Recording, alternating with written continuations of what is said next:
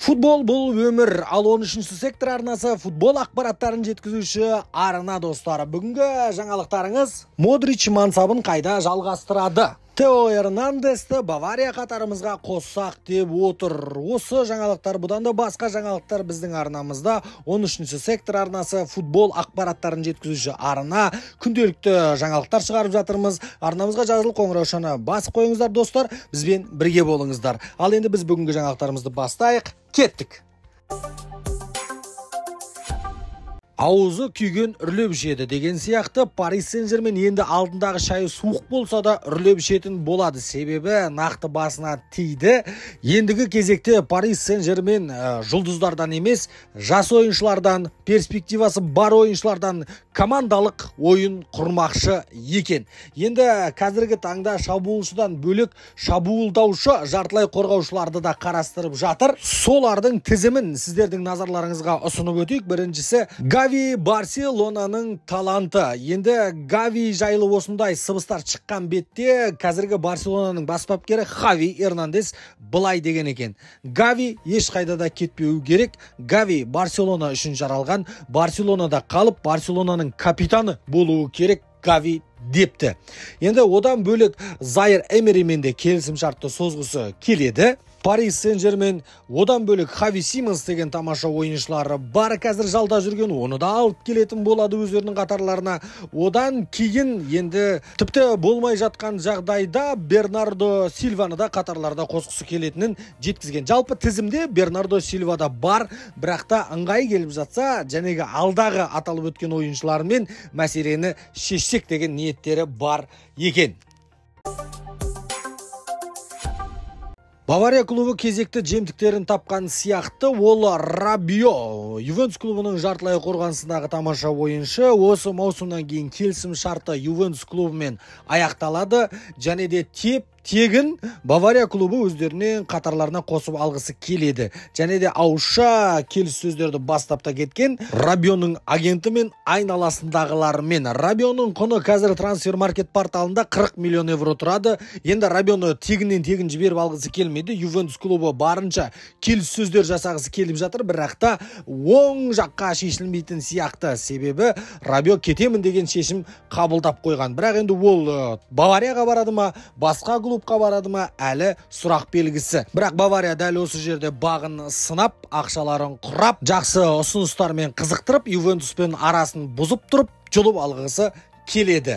Осылай дәл қазіргі таңда неміс басылымдары жазып жатыр. Енді қолдарынан келеді, келмейді, осы маусымның аяғында білетін боламыз. Не дегенмен де Рабио өзі Ювентустан кетемін деген шешімді қабылдаған екен.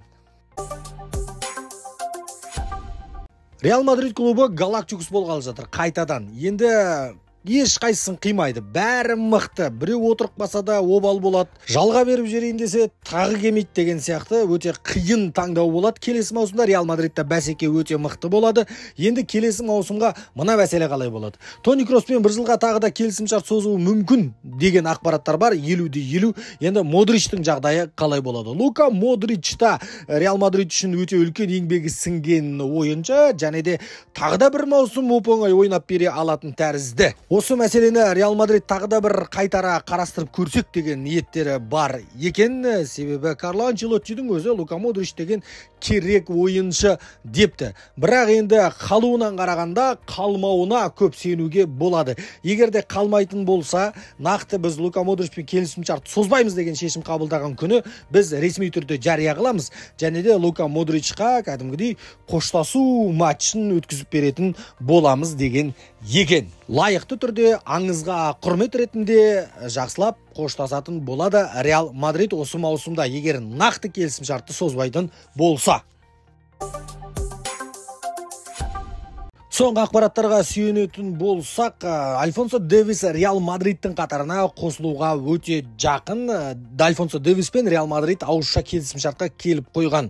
Дэвистің агенті бар, Реал Мадрид жақ бар, бәрі келісімге келген. Енді Бавариямен келісу ғана қалды. Баварияның өзі де сенеді, Альфонсо Дэвистен айырылып қалатынына қолдарынан ешқандай да шара келіп отырған жоқ. Сондықтан да енді Бавария клубына да қимылдау керек, Альфонсо Дэвистің орнын тез-тез жабу керек. Орнын жабатын адамды да тапқан тәрізді, ол Миланның ойыншысы Тео Эрнандесті қатарларына қосқысы келеді.